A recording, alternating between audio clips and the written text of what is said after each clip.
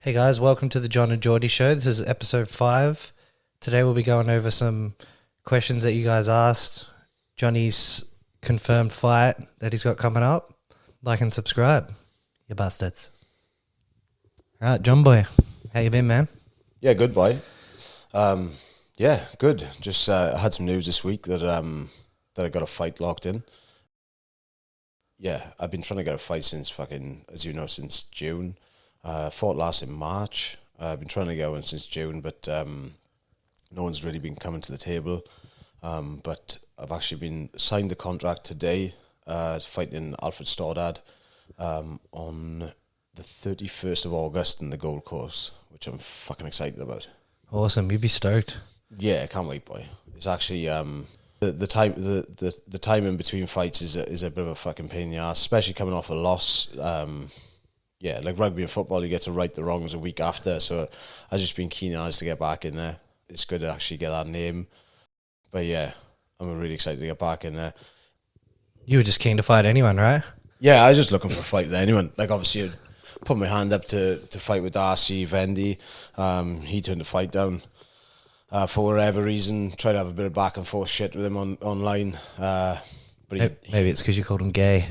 I didn't call him gay. I just said his response was gayer than being gay. It was actually. It was. He's like, man, I know you're trying to catch me off guard. It's like, yeah. What do you mean? You've had a full camp. Johnny's at the pub. Yeah. I wasn't at the pub, but yeah, I was fucking put my hand up at 3 weeks' notice, and the guy turns it down after like prepping for a 5-round fight. So he should be ready to go. But yeah, I don't know. I find it frustrating as fuck.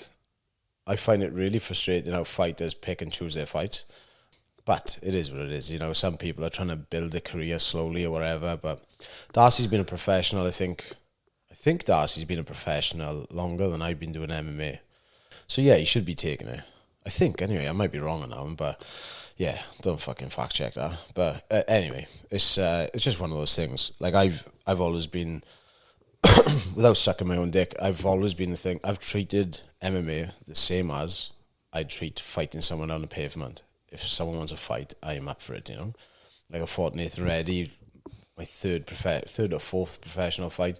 Like, it was way out of my league skill-wise, but why wouldn't I take it? Like, you know, you're supposed to be a fighter, and like, people trying to pick and choose their fights, it just doesn't make sense to me. Like, especially if you've had a few fights, and Darcy's fucking good, man. He's a really good fighter. I respect him his skill set, but just have a little bit more fucking grunt about you, like, and just take a fucking fight, like, you know.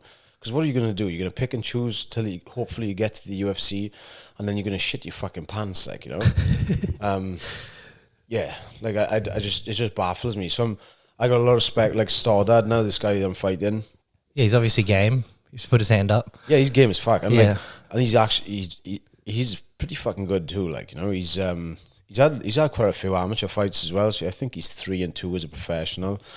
Big guy. He's a pretty technical striker too. But I'm just happy he's game, like, you know. Is he awesome. More of a striker than a grappler?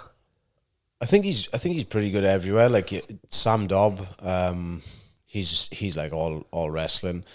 He couldn't do anything with Stoddard. I think Stoddard's like, he looks like pretty physically strong. Yeah. Looks like he hits hard and that as well. And he's like pretty technical. Big black guy. She's going to be extra strong. But yeah, I'm just happy he's taking the fight. Like, you know, there's too many pretenders out there. Yeah, that's sick. And then when you get the win, you can start calling out some names. But yeah, I'm just happy to get back to it. I get it. Like, I think for some people, especially because I don't have the title right now, so it's like it's high risk. It's a high risk fight for people when they're not getting a title for it. But what do you do in it? How many middleweights are even signed to Eternal? Like, is there a pretty big roster? Or is it just like, I don't know. There's a few floating around. Like, you got fucking you got Blair. Obviously, you're not gonna be fighting Blair because he's a teammate. But you got Nick Kepu, Ben Johnston, fucking, and they're teammates too, right? So they're not going to fight. Nah, they're not going to fight. Nah, then you got Darcy now as well. There's a few floating around in New Zealand, I think. Yeah, I'm not sure how many are like exclusive. I think like Hex maybe have a few as well. But yeah, everyone should just be keen to fucking fight all the time. Like, I just want to get as many in as I can. Why not, innit? Yeah, well, you're fit and healthy and fucking get in there. And Yeah. you've improved a lot since your last fight. Training at a new gym and stuff like that, getting some different looks. Yeah, boy. Honestly, like I feel like I'm talking about it a lot with how good it's been for me going down to Compton's, like, you know, just like a different perspective on coaching and that, and like the boys down there having like a room full of active professional fighters who are like around my weight as well. Like training with Blair every day. Like his fucking striking is next level. And I feel like for the last 2 months I've been going down and I've been having a real hard time. I still have a hard time now, but I feel like things are starting to click now, where I'm picking up little bits that they're doing and I'm making it part of my game as well.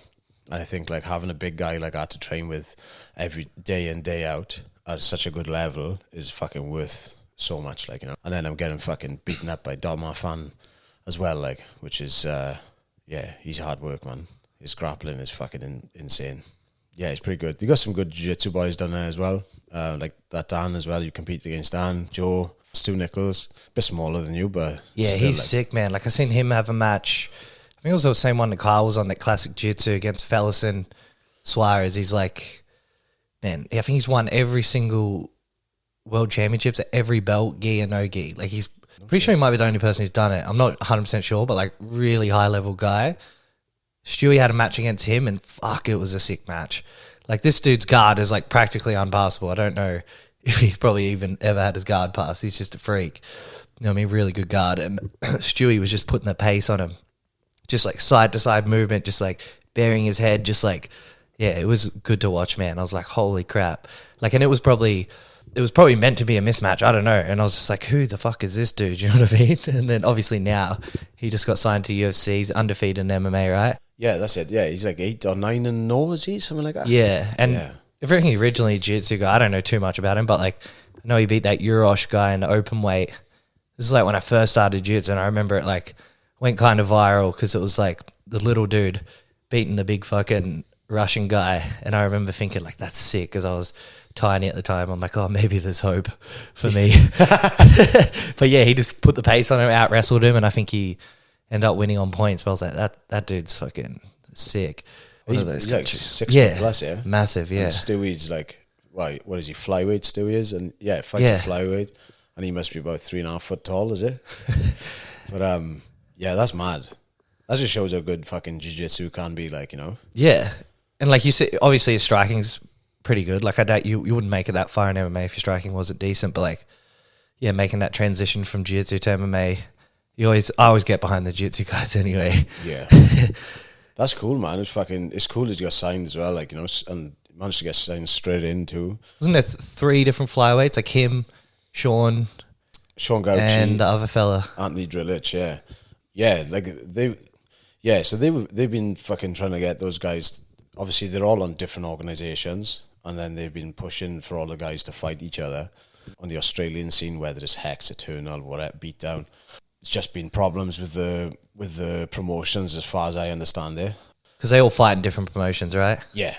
Like Drillich is the Eternal champion. I think Stu was the Beatdown champion. Yeah. And Sean is the Hex champion. Yeah, so I just want to see all 3 of them in the UFC. Yeah. They shouldn't need to fight each other anyway. Like they've obviously done enough. They've fucking beaten everyone between them. Like, yeah, you know? they like originally they were going to take the flyweight division out. Wasn't it in UFC? Like the Dana was talking about it, like completely just getting rid of that division. But now it's like it's probably like one of the best divisions. Flyweight, yeah. And there's like guys like knocking people out and stuff, because I think the whole thing was like the small guys, they don't have like enough power to finish people in that. But then you see like some crazy knockouts. Yeah. Is that Drillich guy? Yeah, Drillich got some fucking power, man. Yeah. And same as Gauchi, man. They both hit hard as fuck. Yeah. Yeah, Drillich. I think Drillich, if I'm right, used to be like 95 kilos. Really? Yeah, and he fights a flyweight How now. the hell? So you can see why he'd hit so He hard. must have been a little meatball. Yeah, I remember Marker, one of the guys from Perth, down in Maroubra. Was it not Maroubra? Yeah. He showed me a photo of Drillich from years ago, and he literally looked like fucking just looked like this little Asian fella, just like a little Asian sumo wrestler. He was so round, like. But like apparently he hits hard as fuck, and yeah, you can see him putting people to sleep. Yeah, there must be something with that, because like Volk, he was massive too, and like obviously he's a featherweight, but like his power wouldn't be featherweight power. Like he probably hits like a fucking welterweight. Yeah. Yeah, I think if you have been, because Volk was like 100 plus, 100 kilos plus.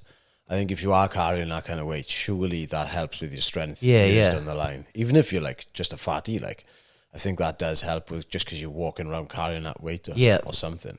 It's just like doing farmers carries all day. Yeah. But so like I think this week, Drillich, they announced Drillich and Sean Gauchi. So Stu he's been signed straight for the 305 card in Perth. Yep. And then you got Drillich and Sean. They've both been signed for Dana White Contender Series, and I'm pretty sure they're gonna fight each other too. Oh, true. Yeah, so that's kind of gay. It's a fucking yeah. My ideal thing is they both get fucked because I'm a fan of them both, and I'm good mates with Sean. I hope they both get signed. I hope they go out. Have a war, yeah, and fucking both get signed. Does that ever happen, like on the Contender Series? I'm not sure. Yeah, maybe it does. I know Shannon Ross. He actually lost his fight and he got signed. So like, is he an Aussie fella as well? Yeah. He lost his Dana White Contender Series spot, his fight, but he actually got signed just because I think he showed good heart. Like got dropped and kind of fighting through. But like I think Sean and Drillich, that is going to be such a good fight. Yeah, that should almost be on the Perth card. Honestly, my opinion. Maybe I'm speaking out of school, but I think they're both top 10 UFC caliber as it is. Yeah. Like watching them both fight, and I've seen Sean training every day. They're both fucking awesome. Like Sean Gauchi is fucking next level. Like his skill set is fucking so good. But I'm really excited to see them both fight. It's going to be a cracker. It's going to be fucking good, man. Yeah, I guess like with the UFC, you just have to take what you can get. Like if they match up a fight, it doesn't matter. You're going to take it. Yeah. Whoever it is. Yeah. But I guess at first, like I said to Elliot this week, I was like, "Fuck, isn't it weird that they've put like two Aussies against each other?" Usually, but he's like, "Yeah, but they put two Americans against each other all the time." Like, so I was like, "Yeah, it's a good point." Yeah, it's interesting, man. Steve Erceg, the guy who fought Pantoja the other day.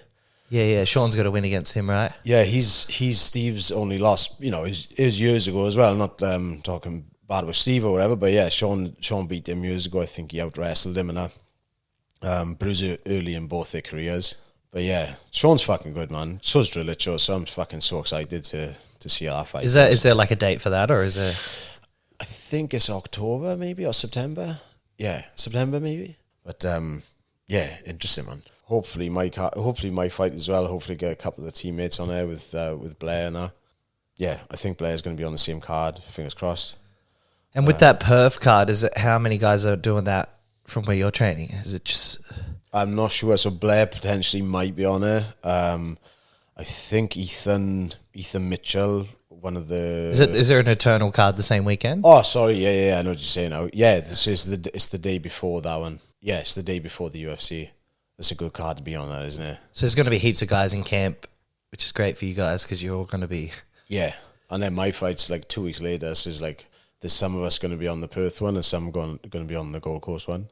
So like the whole gym's getting ready. Yeah. And you get the best version of everyone. Yeah, exactly. Everyone peaking around the same time. Yeah, you feel fit at the moment. Yeah, I do feel fit. I've been fucking getting ready since June, but I do feel like I can go at the minute. That's sick. Now you have something to work towards. You got a name and a date, and yeah, another 7 weeks. Sick. Another 7 weeks to work on some shit, innit? Get a little bit tougher, a little bit quicker. Right then, let's have a look at some of these fucking questions. Then, Jordy boys, was someone writing in? So we asked some chucker questions out on Instagram for people to write in. Some of them serious, some of them fucking ridiculous. Start off with a serious one. Give the most valuable, life-changing piece of advice to a 20-year-old version of you. Oh, I think we've already answered this, eh? Have we? Yes, I liked Adnan's one. What was Adnan's one? He just said, don't smoke weed. I honestly think that was the best answer. I might have to steal that one off Adnan, yeah. If you're growing up and your brain's still developing, just, look after yourself, man, because you only get one brain. It's a pretty good piece of advice. Yeah. I'll be honest, like I've stopped smoking weed now, using oil the last 2 weeks, and I feel way more mentally clear. It's definitely like it's like taking a lead jacket off when you stop smoking. Sleep way better. Yeah, I've had some fucking intense dreams this last like week and a half. They reckon, I was listening on Matthew Walker, he was talking on Joe Rogan podcast about how cannabis actually suppresses REM sleep. Yeah, alcohol too, eh? Alcohol too? Yeah, he was talking about that. Yeah, right. So like he said, you get crazy dreams when you stop using cannabis, because you get an influx of all the fucking REM sleep that you've been missing. So but you get the most fucking vivid, intense dreams. Yeah. It's like your body's just flooded with it because it's been missing out on it for that long. Yeah, I noticed that too. Like I would have full like lucid dreams, like where I could wake up from a dream and then go back into the exact same dream. Is it? Yeah, that happened to me. I thought I was going to keep it forever, but it eventually went away. But like that was pretty intense. Yeah, right. But like I think there's something to that REM sleep. Like I think it was Huberman was talking about it. The same thing. Like if you drink alcohol, smoke cannabis or whatever before bed, that you don't get that REM sleep. And he was saying like how important it is for your mental, emotional side of your brain. Like you deal with stress better. Like REM sleep teaches you to deal with these stresses, because like, you know, you have a bad dream of, I don't know, someone dying or something, but like apparently it's your body like getting you ready for something. When something stressful happens, you know how to deal with it because like you've been there before. Something like that. He explains it a bit better than that. But I definitely think it's something to that. And like you do see a lot of people that smoke weed, or at least when I did, I was like very mentally unstable. Like, you know, someone would say something, you'd go off your head, or like, you know what I mean? Like you're just not as level-headed, I don't think. They usually tend to be more emotional people. Do you reckon? I don't know. I think there's definitely something to that. I think it's like you said about not everyone, but No. I think some people actually probably do better. Like I know certain people that are probably better people on weed. Like, you know, like, oh, it's, you know, it's probably good for you, but I'm talking for the majority of people. Definitely not for me, but I think like you said, what do you use as an example the other day about like a hammer? You can build a house with it, or you can sit there hitting yourself in the head with it. yeah. I think it's the same with like weed. You can use it as a tool. Like I used to think of it as like having a cup of coffee to get up in the morning helps you get going in the morning. The same as like it helps you relax and melt into the couch at night. And I think that is true for a little bit, but then I can't not do it every day. Yeah. If I'm doing it, but then I have like negative side effects, so it just makes me overthink a little bit. You overthink thinking about things you thought about fucking 10 years ago. you said 10 years ago, you know? Yeah. And like, it's just, you just get a different mental clarity without it. Yeah, some people can fucking smoke their brains out and it does not affect them in a negative way at all. They feel great. They fucking still train. Like some of the most high achievers in the world, fucking advocates for it, you know? Yeah. Yeah, look at people like Rogan, innit? But yeah, it's just not. I can't do it all the time. Maybe a treat now and again, but the treat turns into 6 months. Yeah, that's like coffee for me. Like I wouldn't take a day off coffee. Like I think I took like 6 months off when my kidneys were wrecked, and I was like, man, I don't feel any better not doing it. And then I just got addicted to dark chocolate. 'Cause like, and then that shit gives you more of a buzz anyway, like cacao, like raw chocolate, stuff like that. It's Does like, not give you more of a buzz. I reckon it does. No, It's got caffeine in it, doesn't it? Yeah, I think so. Yeah. Yeah. Well, it gives you something. So I just went from one addiction to another, and then now I'm addicted to both. Yeah. So apparently, like I can't remember who I was talking about. It's like this chocolate and coffee like have this synergistic thing when they're together. Like, so if you have like a mocha, for instance, or if you eat dark chocolate with coffee, so like coffee like raises your blood pressure, chocolate decreases your blood pressure. So it like has something where it like cancels out the negative effects of coffee, having chocolate with coffee.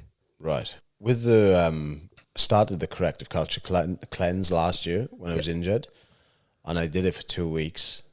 I continued the diet thing, but the like not having coffee, fuck man, I didn't realize I was addicted to coffee. But You get headaches and stuff. Oh my god, the headache like I had for like a week and a half straight. But I ended up going back to it after 2 weeks just to have the coffee. Everyone's got their vice. I think, like, you know, some people have a beer at the end of the day. Some people, you know, smoke weed. Some people are addicted to sex. I don't know. Like, everyone has something, you know what I mean? You can't be like a monk, but Yeah. coffee is definitely mine. Like, I drink way too much coffee. Yeah, same. It's not the worst. There's worse things in the world to be Yeah. fucking doing, innit? Chemtrails. Oh, I know. This actually, your mate. this came up twice, right? One of them was from Bailey. You know, Bailey used to train with us. Josh's mate. Oh, Bailey yeah, Lynch. yeah, I remember him. So he wrote chemtrails, and my other mate Batfink asked if there were chemtrails in Oz. I don't know enough about this stuff. I've actually spoke to Batfink. He's going to come on pretty soon, and he's got some. He'll be a fun one. He will. He's really passionate about this stuff, so he'll probably be able to explain a lot more than me. But I don't understand it enough. I do know, you know, when you're back in the UK, there's fucking the trailers behind the planes everywhere, and you just don't see them. I don't see them over here. But isn't it the cold weather or something? That's it. I don't know. So like, yeah. So it could be, but then it could be just like different pressures or something, because they're there through winter and summer, and they're like everywhere. You know. Is that got something to do with like the cloud seeding or whatever? Like how they.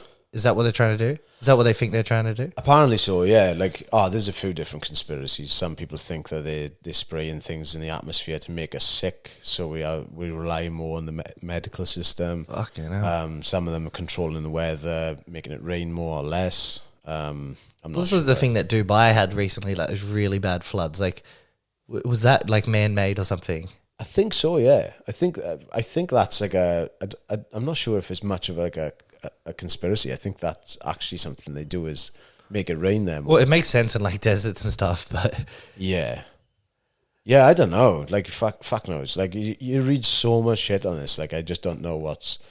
I kind of try and stay open minded with it, because fuck, you just don't know what is true and what's not these days. But I just don't know enough about it. But when we get Batfink on, Alex is his actual name. he'll explain it. He'll go in deep with it. He's actually he's pretty passionate about flat Earth, things about currencies and things as well. So I'm actually quite excited to have a chat with him. Yeah, he's a good boy.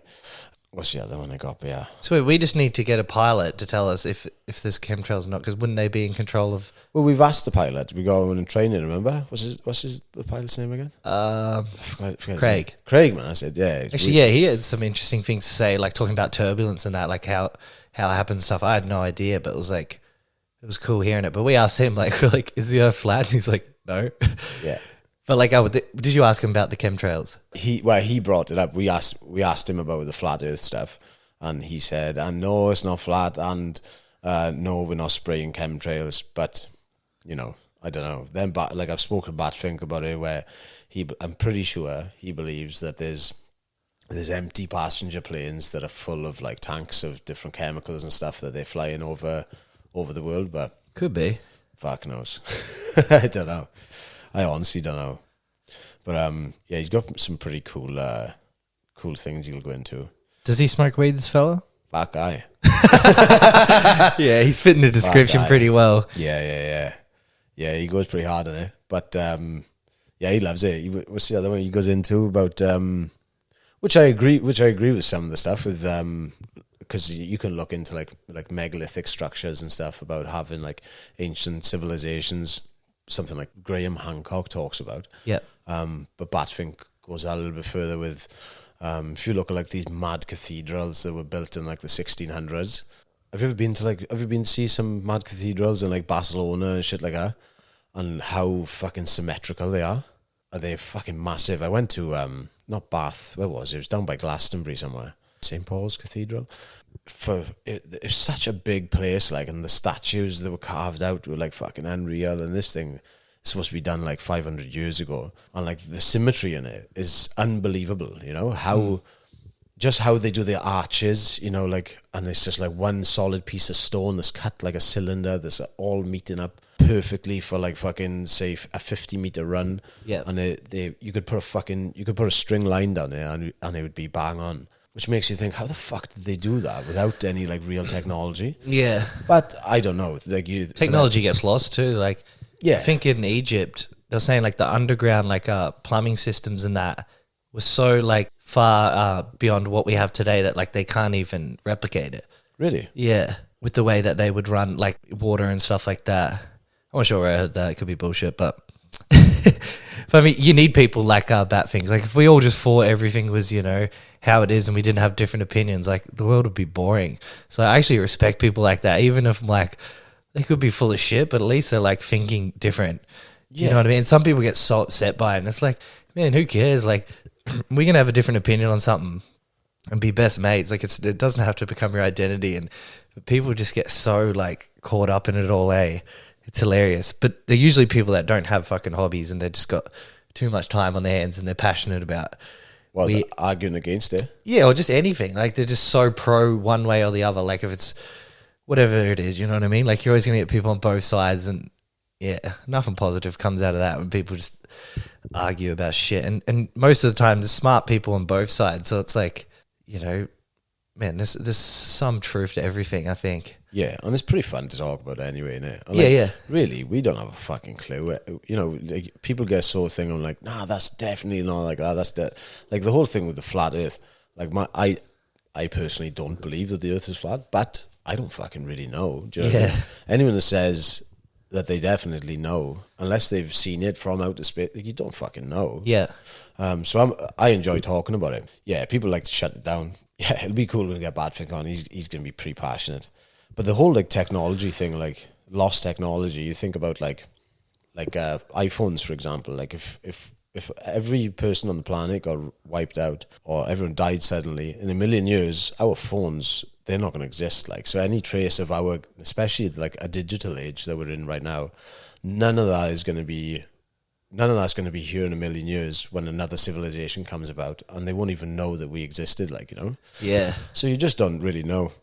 The thing I don't understand though is like phones have evolved so much, since we were kids. Like compared to a Nokia brick, like what your phone can do now, it's pretty amazing. But like the thing is, nothing else has evolved at the same pace. Like cars are still pretty much the same. You know what I mean? I guess they've had the electric cars, stuff like that. But like nothing else has evolved the same. Like medical's the same. Like, they're treating cancer and stuff the same way or similar, I think. I could be wrong. But like it's weird how that evolved so fast, but nothing else seems to evolve at the same rate. Yeah. Why is that in? Don't know. Do you think that's purposeful, or do you think it's just by accident? I'm not 100% sure, but I just think it's weird, like how far that's evolved in such a short amount of time. But then you look at everything else, and it kind of hasn't kept up. No, I definitely think the medical hasn't advanced the way it should, the same as everything else. I think that's quite purposeful. I don't think. Yeah, but there's also a lot of open-minded people now that who have a completely different view on things. I don't know, with like the holistic health movement and stuff like that. But like I think there's people like too far down each end of the spectrum. For sure, yeah. You know what I mean? Like you got to find that happy median. You should eat healthy and prevention is better than cure. But there is times, when Western medical stuff saves people's lives. Like antibiotics, we'd all be fucking dead. Yeah. The amount of times we've got staff, and people like, oh, just use tea tree oil. It's like, shut the fuck up. You know what I mean? There's definitely a place for it, yeah. But I think the medical industry is like, people go to that, like, they just try to fix everything, like a doctor doesn't, like, even like mental health, like if someone goes to the doctor saying they're depressed, they go to the doctor, say they're depressed, they're having suicidal thoughts, they got anxiety or whatever. Doctors are like, oh, there you go, take these tablets and that'll go away. And they've got a list full of side effects. It's going to fuck your libido, probably give you more depression in the long run. Never does a doctor go, do you know what, you need to go for a walk up the mountain every day and start eating fucking vegetables and eating a whole food diet. They just don't do it. And they don't learn about that stuff. Like I think during their studies, they do like one day on that, on nutrition and stuff like that. Yeah. But that should be the first thing they ask you. Yeah. Well, it's like COVID now was a perfect example, like fucking everyone's on about, ooh, fucking you get this, we'll fix it, and fucking wash your hands. But like nobody on the news or on TV at all was talking about fucking eat healthy and keep exercise. They kicked everyone out of the gyms. It was just the most backward, it was supposed to be about people's health. Yeah. And they were just stopping people training, not encouraging, keeping fast food restaurants open, stopping people, shutting gyms. It just doesn't make any sense, But no, I agree. Like take you for example with your autoimmune thing. Like if you didn't step in with the medical like with your medicine, pharmaceutical medicine, then you probably would have died. Yeah. Because I used to be very like anti that, and like I still am to a certain extent. Like I don't think if you don't need something, you shouldn't take it. Like I was telling you a story yesterday. I was on antidepressants and I didn't even know. Like when I was a teenager, so I went to the doctor. I was like, "Oh, I want to quit smoking." He's like, "Yeah, no, smoking's bad. Like, just take these pills." And I was like, "Sweet." Took them. I didn't even know what the fuck they were. And like, you know, you're a kid. Like, you trust the doctor. How old are you? Oh, I would have been probably 15, 16 or something. Yeah. Yeah, and then he gave me these pills, and then like, I don't know. I feel like a year or two down the track, I like Googled it and like Googled what they were because like they were giving me bad side effects or good side effects depending on how you look at it. But it's like I couldn't come. That was the side effect from the antidepressants. That's the best side effect. Yeah. Nah. But anyway, so I was like, oh, this is weird. So like I Googled it. I was like, these are fucking like, so it was SSRIs or something, serotonin selective receptor inhibitors, or something like that. I don't know what it means, but like, and I was like, fuck, these are antidepressants. I was like, why am I taking these? And I was like, yeah, that's really weird. That's wild, man. It's similar to like the doctors handing out like the pill for girls, you know, like the contraceptive pill. They hand them out for fucking acne. You know what I mean? Like a 12-year-old girl. Yeah, they give them out for acne, young, you know, sterilizing fucking young kids and that. And people are on them for fucking years and potentially like affecting their fertility. It's fucking insane. Yeah, I heard someone talk about this, like, because that's hormone replacement, right? Yeah, for women. I might be wrong on this, but I'm pretty sure the pill gives them tells their body they're already pregnant, so it gives them loads of progesterone. I think. And no one would even bat an eye. Like back then, it'd be like, oh yeah, that's, you know, all the girls are on the pill. I remember girls in grade 8. What the hell was that? Like they were on it. They wouldn't have been sexually active. Yeah, but they'll still put on these drugs, and like there's no negative stigma around it. But then as soon as you talk about hormone replacement for men, I guess now it's more accepted.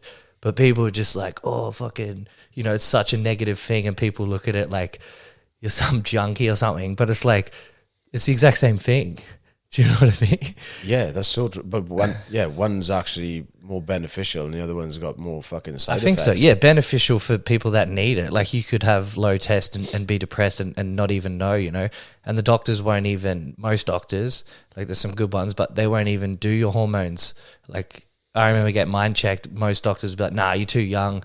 And plus that encourages, you know, bad behavior if we get it checked, you know what I mean? So what do you mean? Like, I just want to know, like, where I sit, you know what I mean?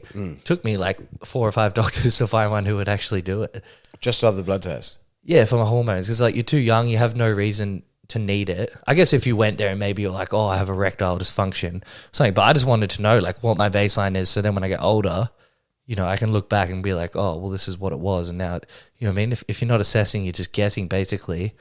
I think that's pretty funny. I just heard someone talking about it. I was like, yeah, it is the same thing, but one has such a negative stigma around it and one's just perfectly accepted. That's so wild. And like, obviously, like any kind of abuse, the same as steroid abuse, it's going to have negative side effects. But like for someone like with replacement therapy, they're just having them optimum levels and they're taking them out of like a low zone to where it's actually like a healthy level.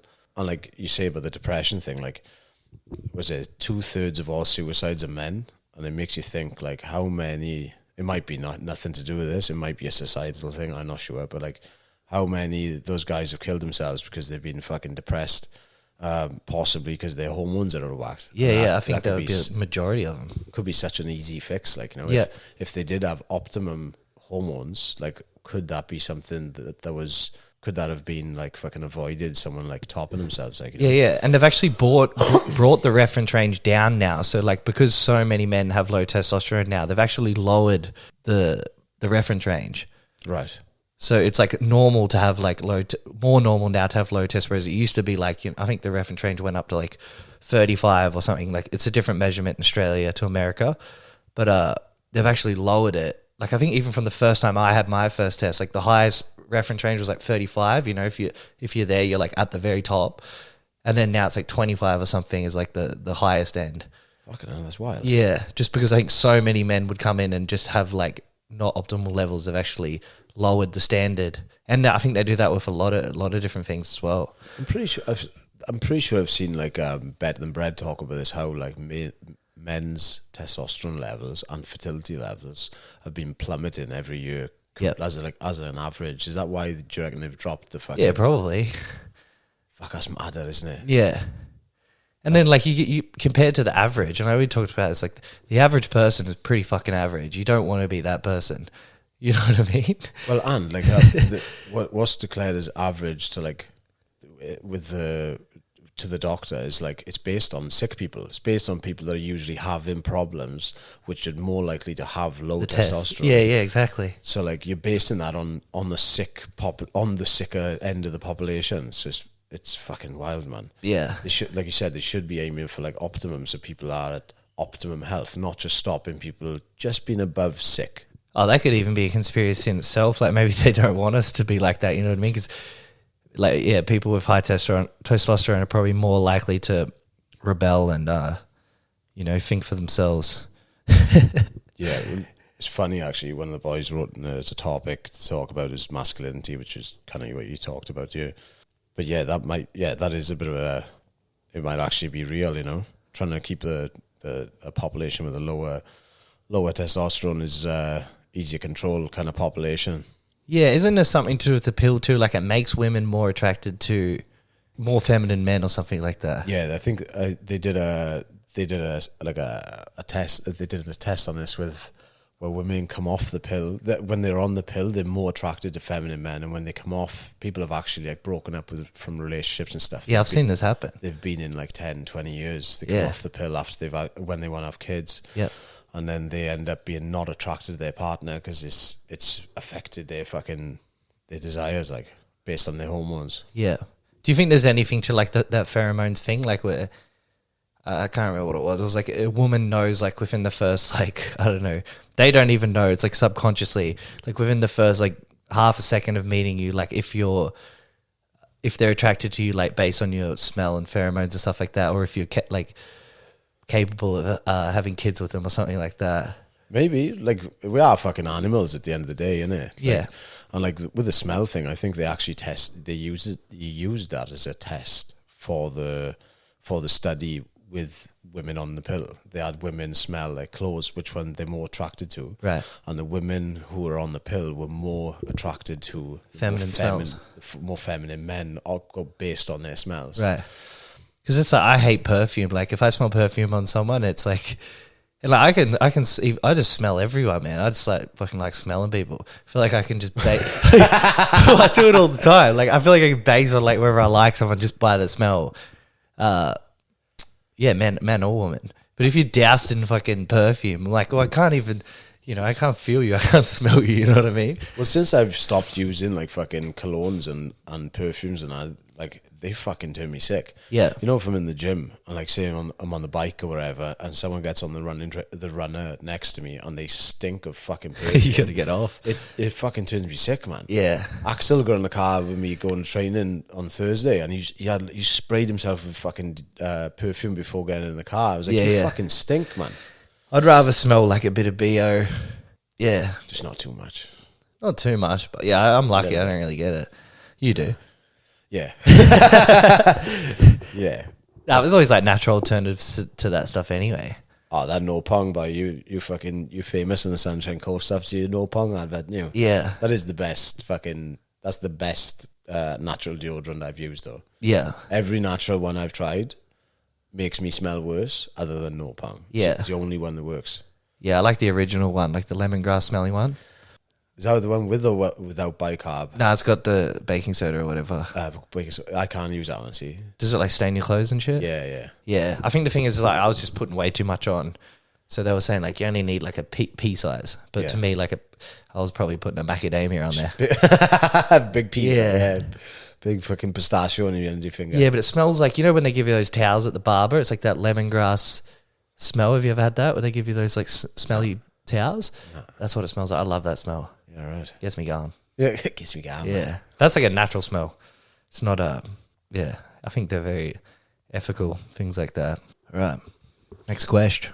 Next question. Most successful submission in MMA 2024. It would have to be a rear naked choke. Is it? Don't know. I'd have to Google that one. Fuck knows. It is a lot harder to rear naked someone with the gloves on, though. Harder? Yeah. Yeah. Yeah, I would have to be rear naked choke, maybe followed by guillotine. I don't know if guillotine's that high up in the Odyssey. Or head and arm.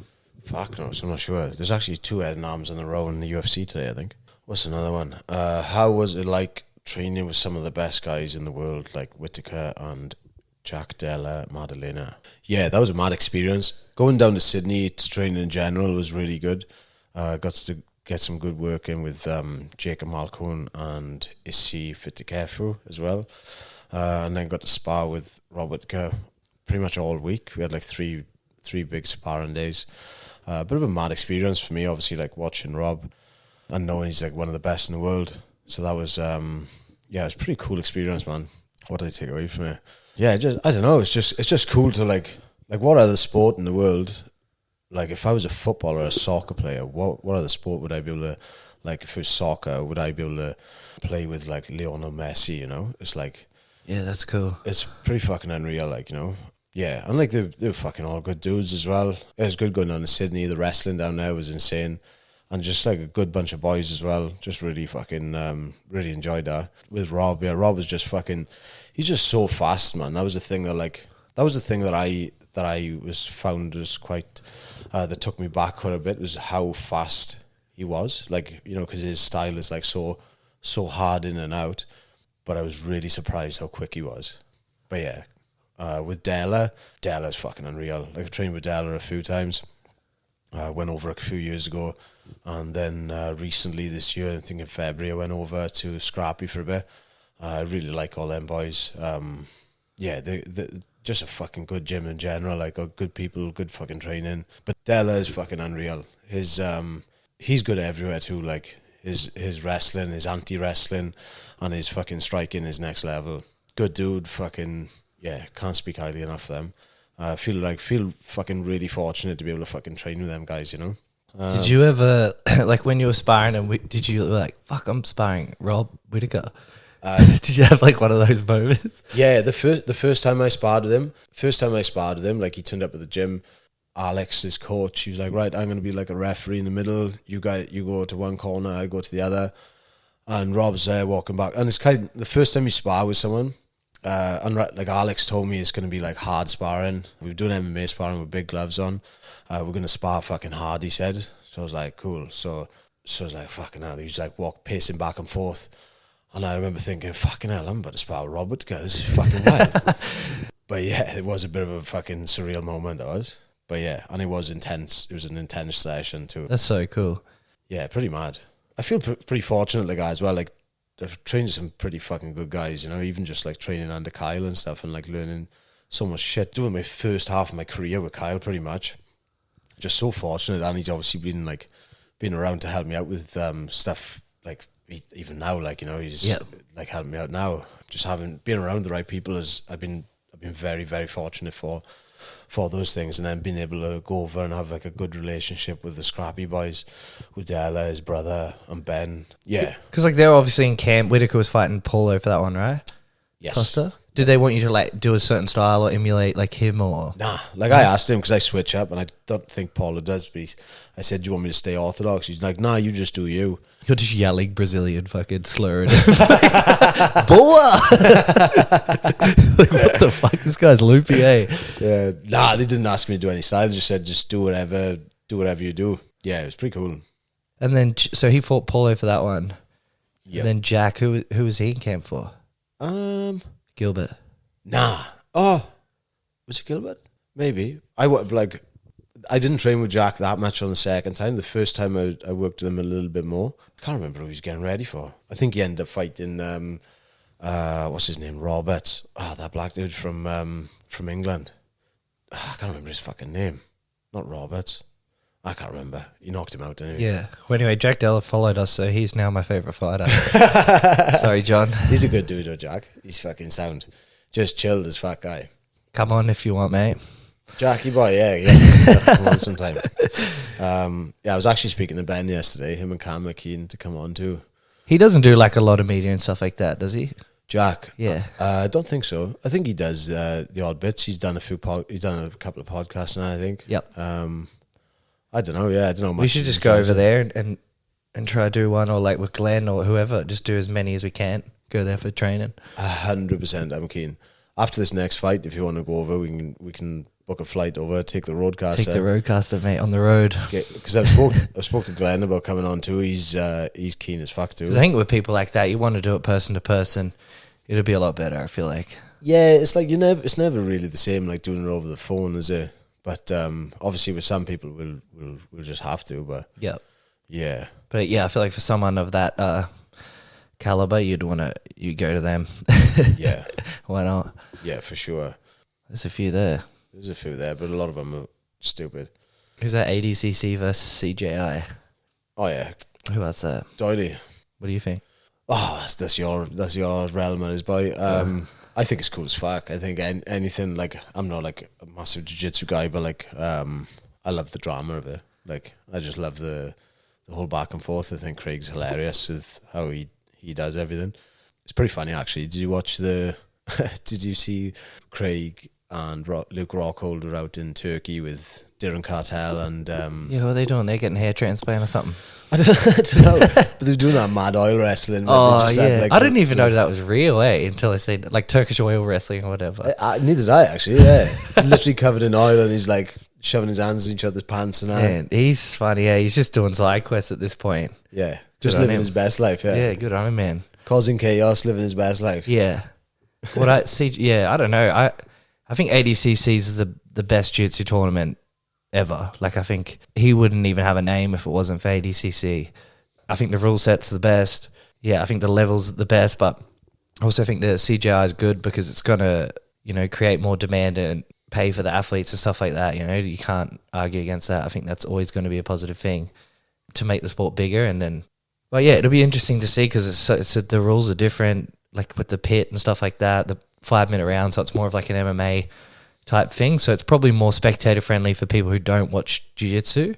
But so they're doing 3 5-minute rounds. I think so, yeah, and then 5 fives for the finals. So it's like an MMA fight. Right. And like, yeah, I think the Rotolos will do really well. I think that's just perfect for them. Like those short rounds and they can just blitz people. They got the walls. They do a lot of crazy stuff off the walls and stuff like that. I think they have the perfect style to win that competition. It's quite interesting doing it in rounds too, isn't it? Rather than like one massive round, like doing three fives or whatever. Like, yeah, they have actually done this before for a few different tournaments. Polaris does one as well, is it? Polaris was that team tournament, AIGA. Right.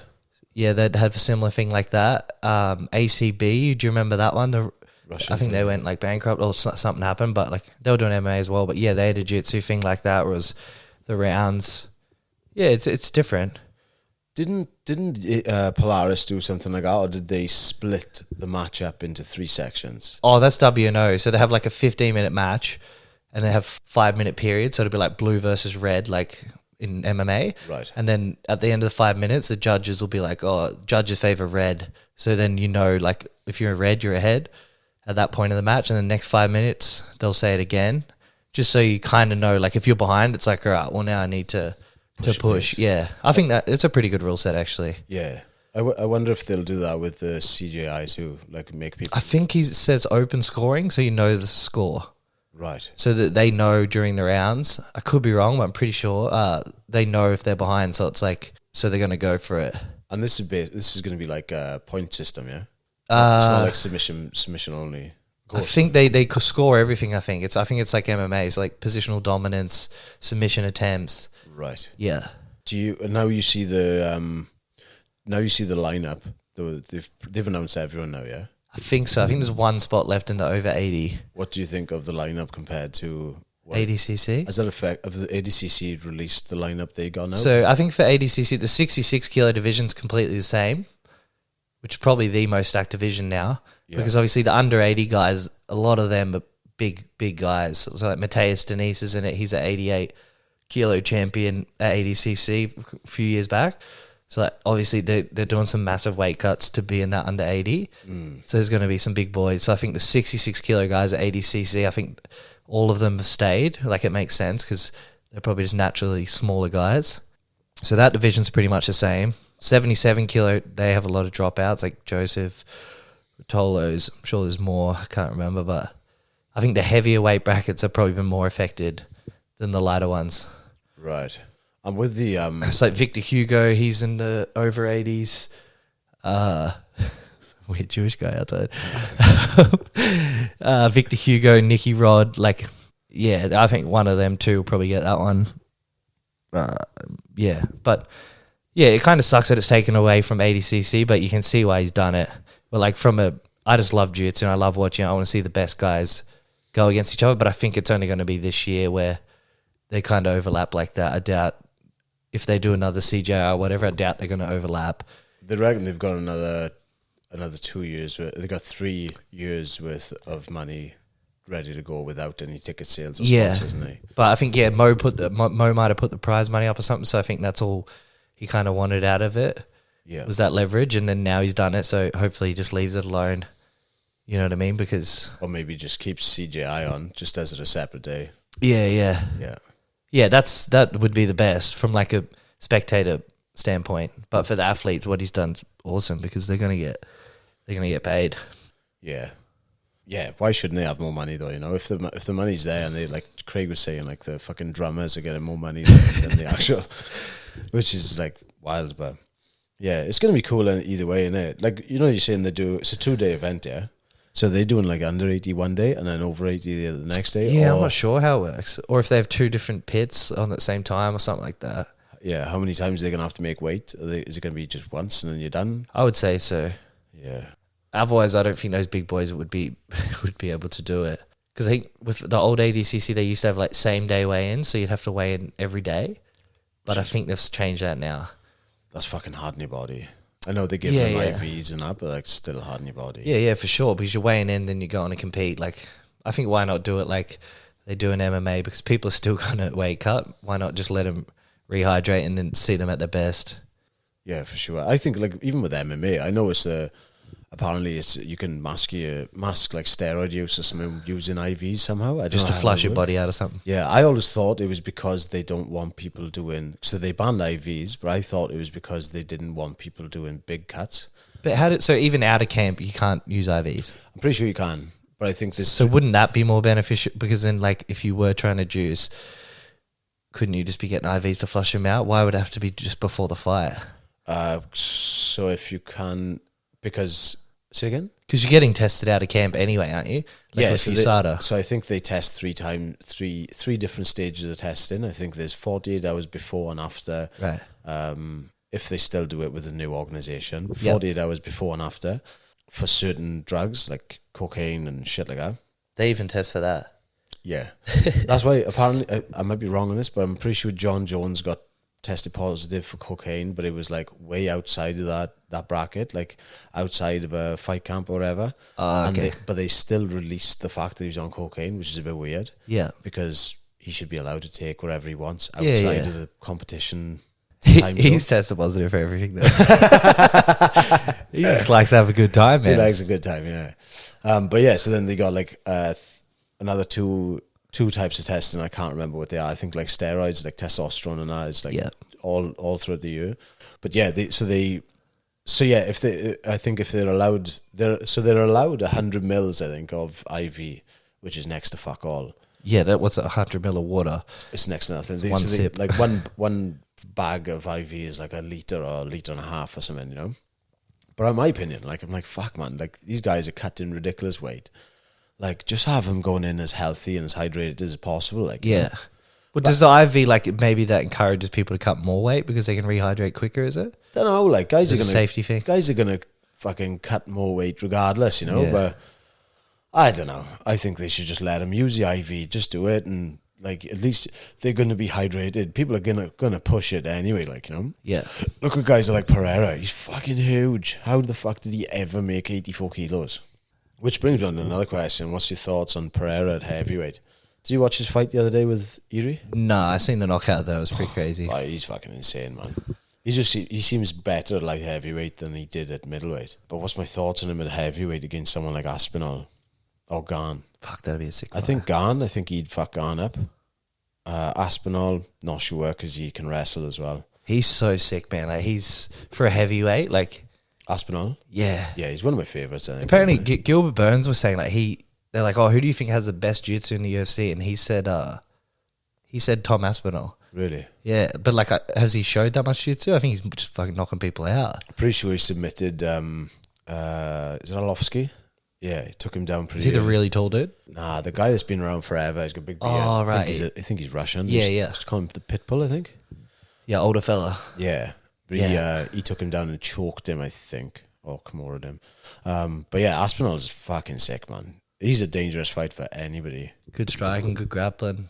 Yeah, just so explosive. He moves like a middleweight, like. And I didn't realize until he fought that Russian dude that he beat last. I didn't realize how big he was. I think he walks around like 265 as it is. Yeah, I thought he was just small. He kind of looked like Aspinall, a mix of Aspinall and Mike Bisping. Like if they had a child. Yeah. You reckon? You reckon? I don't know, but I've heard Michael Bisping, but I thought it was because of my lazy eye. Nah, you do. You look like him. Guy. Yeah. Oh, he's a G anyway. Like fucking. Yeah. Have you ever watched his documentary? No, I haven't. Bisping's fucking good. But he was fighting blind his whole career, wasn't he? I don't know if it's a whole career, but his eye went like later on. Yeah, and I think he had a good few fights like with one eye. That's wild. That is. That's like a different level of. He was just a workhorse, wasn't he? Like. Yeah. Like fucking hell. Watch his documentary if you get a chance. He talks. He's got a book too, eh? Yeah. I haven't read that though, but his documentary is fucking mint. It goes through all his fights, through his career, his eye, how because he shouldn't have been allowed to fight, but by the sounds of it, they paid a doctor off to pass him. That's crazy. That's what I can make out of it from it. But to be able to fight with one eye, like say now, my mate Dai back home. I know it's not MMA. He's had an MMA fight, but like he's got one eye that's fucking looking over you that doesn't work. He had an MMA fight. And I know it's not in the UFC and stuff, but like he competes in jiu-jitsu. I remember him telling me before someone's being a bit of a bitch in training, just constantly fucking whinging about something. And he ended up getting poked in the eye. He's like, my fucking eye, like making a really big fucking scene about it. And he's whinging a die, and he's like, brother, you're whinging to get to the wrong fucking guy about not being able to see out of one eye. Like. It's an eye for an eye. Yeah. Oh, it's funny, aye. Biggest influences, good or bad, in your life growing up? Growing up? Yeah, throughout your life. What's been like a biggest influence, whether it be a person, a thing happened to you, anything? What's been the biggest thing? Yeah, fuck. I don't know, eh? Maybe like my stepdad, because he was always fucking training and shit like that, and I wasn't into it then, but like he'd always do it, and I guess I would never be like, I want to do that, but like I think it rubbed off on me eventually, you know what I mean? Because I didn't have a male role model in my life, so seeing him do that, and then like obviously at the start I was like, man, I used to think exercise was like, why the fuck would you do that? Like I just thought it was for people that were vain, you know what I mean? I didn't understand. It was like you feel good when you do it, and there's like so many benefits and stuff like that. But yeah, he's like 60, like jacked, you know what I mean? Trained his whole life. I guess he probably was. I probably didn't know it, but I think now I probably learnt a lot off him and just like his mindset towards things and stuff like that. I don't like to give him credit though. How long has weight you been in your life? Since I was grade 8, so probably 12 or 13. Oh, pretty for a fucking long time, man. Yeah. Yeah, that's mad. That's like almost 15 years, yeah? Yeah. How old are you? How old am I now? You're 26. 27, yeah. True. So he's been around for a while. Yeah, I'd say he was definitely a positive influence. That's one I can think of. I don't know, all you guys, people I met at training, my missus, like, she's taught me a lot. Like, just, helped me become a better person, stuff like that. Like, we were talking about, like, relationships. You learn so much about yourself just being in a relationship. So, like... Yeah, you said that. We were talking before we started about how being in a relationship, you learn more about yourself than the other person a lot of the time. Like, how to be, like... Yeah, what about you? I don't know, like, there's a few, isn't there? My friends back home have been, like, a massive thing with me. They've always been fucking... I was fortunate, like, fucking... I had a really good group of friends. They were, like, family to me. Yeah, I don't know. Biggest thing of my life. I think biggest influence for like being a person, probably my mate Spacey. Like he's not with us anymore. He died like pretty recently, but he was just a fucking hard man, like, you know. And he taught me a lot. Like he was like a main like male figure in my life growing up, I think. And like he was a really good influence in that sense. And he wasn't like a fighter in a professional sense, but he was a fucking hard cunt guy. Like he's not someone you'd want to fuck around with, but he'd never like fucking bully anyone or anything like that, you know. He's very like he's very good like with his morals and shit, you know. But like he wouldn't be someone you wanted to fuck with at all. Like if you crossed him, then he wouldn't think twice without fucking giving you a clip, like, you know. But yeah, just a good person, like, you know, a good person, good dad, very good dad. Like he's for like such a hard man. That's like he could be quite a big, intimidating, scary guy. He was a very loving father, you know. Yeah. And like he wasn't scared to be like what's the word? Wasn't scared to like show affection to kids, like, you know. He loved them to death, like. You gotta have both. Yeah, but he was a fucking awesome influence for me growing up. Bad influence in some ways as well, like. But some of the best memories in the world with him. Was he older than you as well? Yeah, he was actually. He was 40. I think he's 44 when he died. He's the same age as Kyle and same age as my brother. Yeah. And like me and my brother, like when I was growing up, through no fault to him, but like we had a bit of a broken up kind of family dynamic. I'm very close to my brother now, but we didn't speak for fucking hell from the age of, I'd say about 12. No, younger than that. Maybe I was 10 to when I was 28. I think we reconnected. Yeah, right. And like we've. Is that Jamie? That. Yeah. You met Jamie. Yeah. Yeah, cool. He's a cool dude. Yeah, and he's like he's one of my fucking best mates now, isn't it? It's like, but like just family shit, like fucking kind of split us all apart. Like this dude's actually pretty cool. Yeah. No, we get on really well now. He's a fucking massive part of my life, you know. He's but like fucking mates, because I didn't have that like older brother thing. Like Spacey kind of was that for me, you know. Yep. But yeah, he's funny. I like fucking anything. Any ideas? We had to do some fucking stupid shit growing up, you know. Like I don't even know if I can say this, but like fucking we ended up burning a car. I remember phoning him up and saying, "Do you want to burn a car out of the mountain?" And he's like, "Fuck, guy, let's just fucking go." Just picked the car up, fucking filled up, and we were meant to do it. And like picked the car up, filled the jerry can up. No, that's it. Picked the car up, filled the jerry can up, matches. Ended up phoning my dad as well. Do you fancy coming to burn a car out? He's like, yeah. Most irresponsible fucking 3 idiots ever. Got up the mountain, and my old man was like, "You got any matches?" I was like, "Fuck, we haven't got any matches." Completely forgot the matches or lighter. So I had to drive back, get the matches and a lighter. And Spacey's fucking rallying the car around and just crashing it or something. Yeah, just funny fucking good times, just being fucking idiots. Yeah. I think it's good like having older people because they just have so much more life experience than you. They've made all the mistakes that you're gonna make, and they can kind of show you the way. Even though like when you're young, you think you know everything. Like there's so many things that I thought I knew, and now I'm just like, fuck, I was so wrong. And like still all the time, like I still contradict myself all the time. But like yeah, like, you know, your parents, like when they tell you stuff, or maybe not your parents, could be friend or, you know, your mate or whatever, and you're like, oh yeah, and then like you realize down the track, like, fuck, they were actually right, you know what I mean? Oh fuck yeah. Like Space fucking pulled me up loads of times, like, you know, like he'd really fucking keep me in line if I was being a fucking arsehole, or if you grow up, start being a little bit too cocky, like, and he'd be the first one to tell you, don't be a fucking cunt, like. Yeah, you need people like that. They're your real friends, right? Like, yeah. Same with like things like with women and stuff, you know. You're fucking faithful to your girlfriend no matter what. If you want to cheat or whatever, just. Well, like, how would you feel if that was you? You know what I mean? Yeah. And then just turn that around. Yeah, but no, he's a fucking good dude. It's a shame he's not with us anymore. But yeah, he's a fucking header. Well, you still got all the memories and shit. They're all still there. Yeah, yeah, he's funny, eh? But fucking dangerous cunt to work with, though. Fucking hell, I've seen him fall off. Like, I used to see him like fall off like 2 or 3 roofs. Honest to fuck, like we were slating a roof once, and he was like leaning forward, doing his slating like this bit around a Velux window, and it was pissing down with rain. He ended up, and he's a fucking big boy. He was 120 kilos at the time.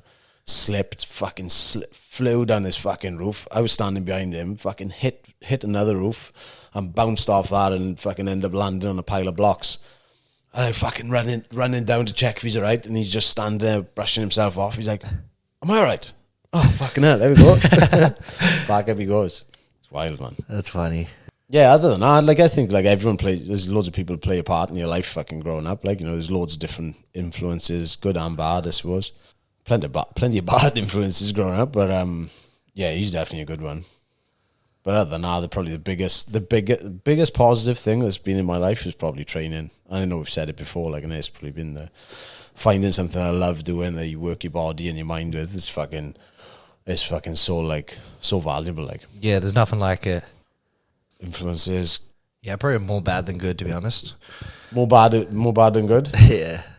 But I mean, I probably wasn't a good influence on people either. Yeah, right. We'll call it a day there, is it? That was good. Yeah, happy days, boy. Cheers, John boy. Cheers, boys.